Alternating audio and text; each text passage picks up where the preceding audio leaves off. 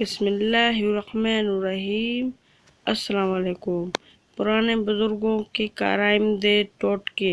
اگر اچانک آواز بیٹھ جائے تو پریشان ہونے کے بجائے ایک چائے کا چمچ سونف لیں اور اسے ایک گلاس گرم پانی میں ڈال دیں۔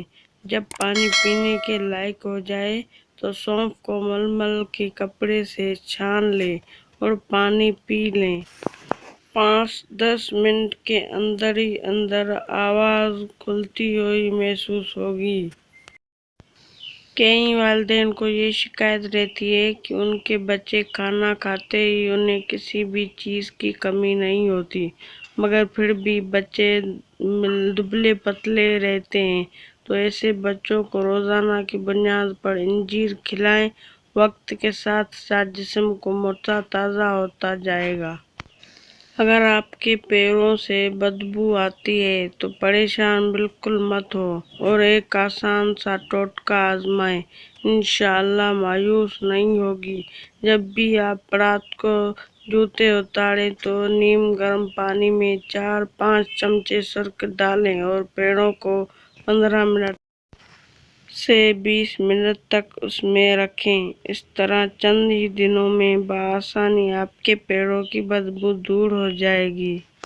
جن افراد کی شوگر کنٹرول نہیں رہتی وہ لو کاٹ کے پتے پانی میں ابال کر پیا کریں، کیونکہ اس سے شوگر کنٹرول میں رہتی ہے۔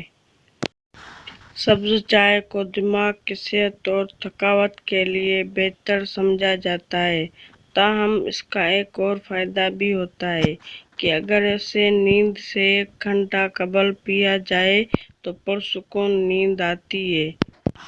گوشت میں گھسے ناخن سے چھٹکارا پانے کے لیے رات سونے سے پہلے پیاز کا ایک ٹکڑا زخم پر رکھیں اور اوپر پٹی باندھ دیں۔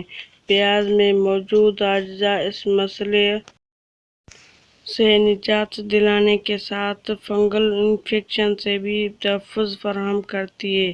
کھانا کھانے کے بعد اگر ایک سیب کھانے کا معمول بنا لیں تو قبض نہیں ہوگی۔ سونف میں وٹامن اے کی کثیر مقدار ہوتی ہے، جو کی بنائی تیز کرنے میں مدد کرتی ہے۔ مزید ایسی ویڈیو دیکھنے کے لیے اس چینل کو سبسکرائب لازمی کریں۔ اللہ حافظ۔